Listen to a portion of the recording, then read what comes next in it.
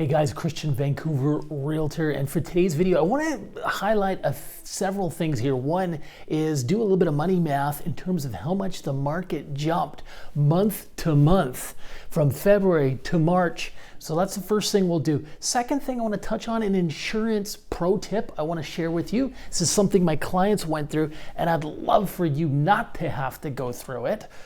And the third thing is I'm just going to share a little bit of war stories from the front lines, what my clients are going through in terms of finding a property.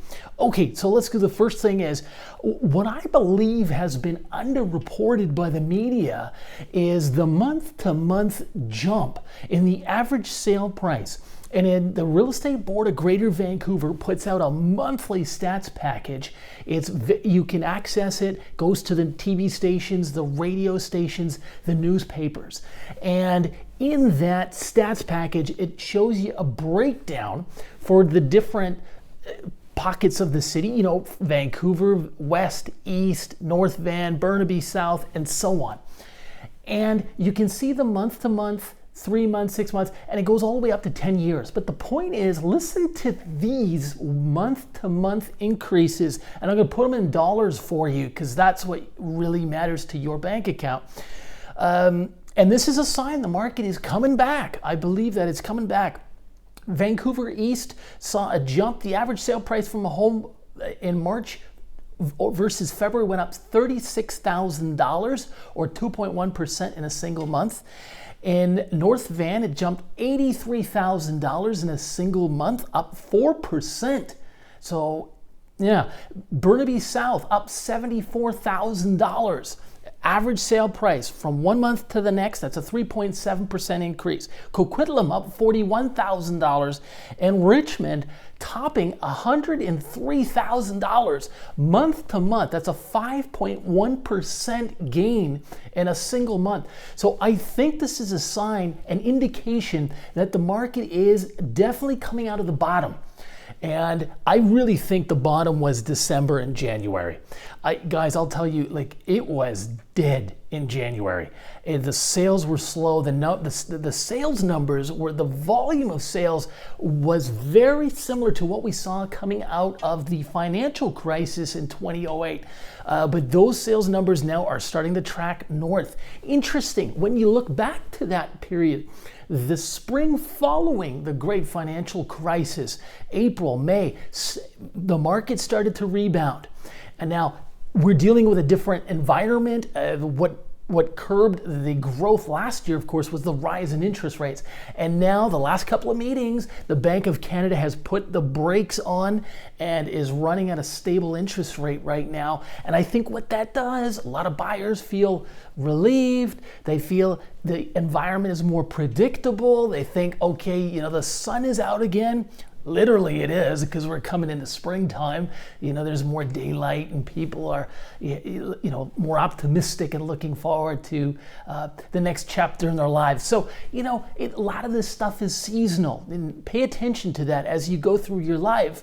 You will recognize these patterns, whether it's seasonal patterns or whether it's, you know, an uncertain interest rate environment.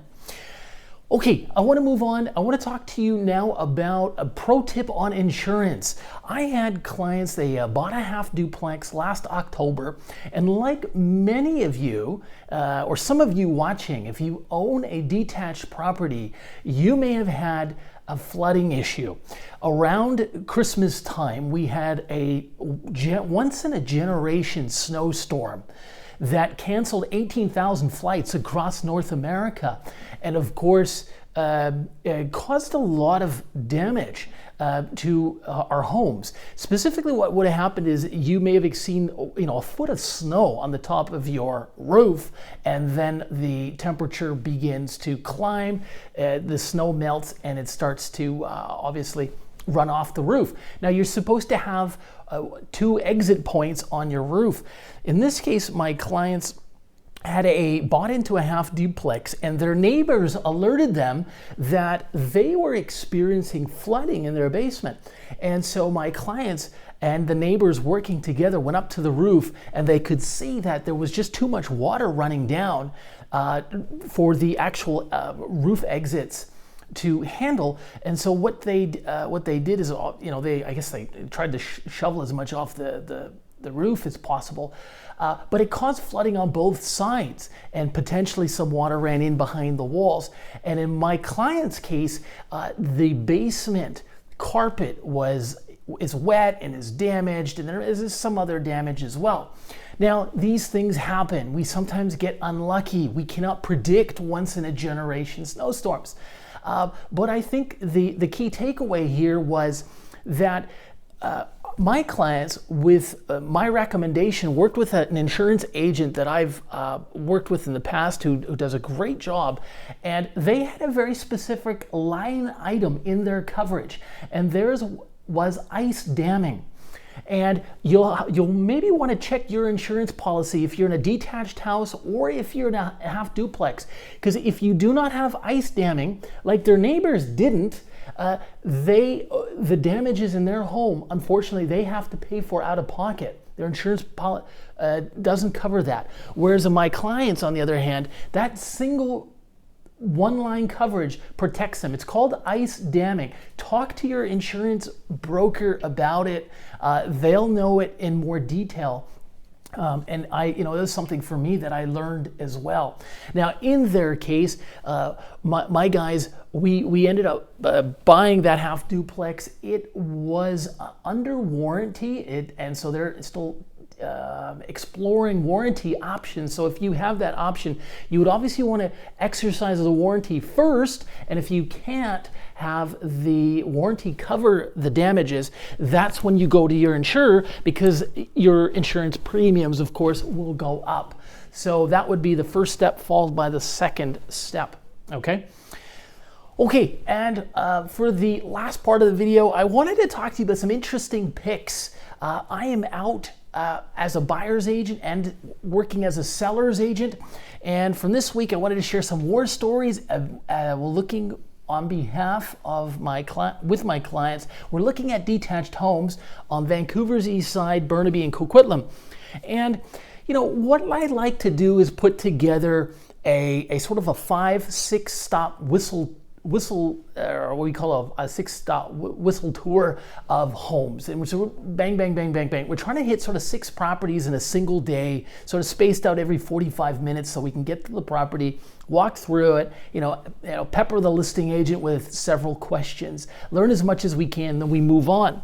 And what we're finding here is, we went, for example, to view a number of East Van homes, and I'm seeing a lot, 2.2s, 2.3 seems to be the going rate to get something decent in East Van. Here's one from the PNE region in the Renfrew area. I'm not going to give the exact address, but they were asking $2.250 million. Decent house on a corner lot. Some rental income, but the house has a very small footprint. It's kind of carved up. It seems like it has too many rooms. I think the rental income here you could probably get from the basements about $2,500, potentially rent out 3 rooms, and you still have the upstairs and the main floor and the top floor. But just in general, a small house, just 2,600 square feet. And for my guys, they've got 3 kids. This kind of house is not going to work. It's just not big enough, especially if mom's going to come and live with them. And again, that's a lot of what you'd see in East Van. Not all of it, of course, but that's an example. And then we were looking at other homes, and we came across this other house, which was literally a stone's throw from this one, and a brand new house. And they are doing the old list low to sell high strategy, 1.9999. But who knows what the seller will accept. I mean, they may be looking for a $2.6 million sale price for all we know.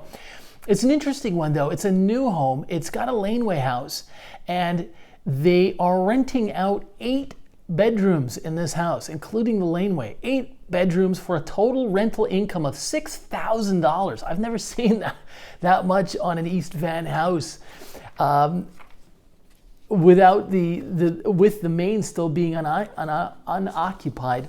So that's an interesting takeaway from this week, though it's when you're renting and you have 8 tenants, that's going to be a lot of work to maintain. I mean, you know, that could turn into a part-time job for someone. We were looking at half duplexes, newer ones in Killarney, priced about $2 million. I don't like these homes, you know, and this is a half duplex. It's a great neighborhood, don't get me wrong. 2,000 square feet sounds big, but it feels very tight. These half duplexes are very tight. They're sort of front to back orientation. But you're looking at a sale price of $2 million plus GST, throw in another $100,000, $2.1 million for, you know, you feels like you're living in, you know, in somewhat of a shoebox. So not too big. I'm not a big fan of these newer half duplexes that I'm seeing on the east side right now. Now, with this client, we have been exploring other options. Burnaby seems too expensive as well. Coquitlam, however, if you're looking at West Coquitlam, if that's not too far for you, you can get a very decent house for 2.3, 2.4. I mean, you're getting yourself, in some cases, a 4,500 square foot mansion, nice backyard. It's 10, 12 years old. You've got a legal suite, rental income of $1,800 to $2,300 a month. You've got low heat SkyTrain, low heat shopping, Austin, that strip. There's a big Safeway, a lot of redevelopment going on in Austin. Very convenient and a great neighborhood. You know, good. You know, socioeconomics of that neighborhood are quite high. Got parks, all within a 10-minute walk. So. You know, sometimes you have to, it depends on where you work. This client will do some commuting, maybe twice a week to the Fraser Valley. The rest of the time they're in Vancouver. So it kind of works out. So sometimes just be a little bit flexible with your geographic hotspots, and that could help. Okay, I think what we're going to do is we're going to leave it for there. Thanks very much for watching. I hope that you found that helpful and it's been of value to you. If you've got questions or comments about your personal situation, you can find my contact in the show notes below, and we'll see you next time.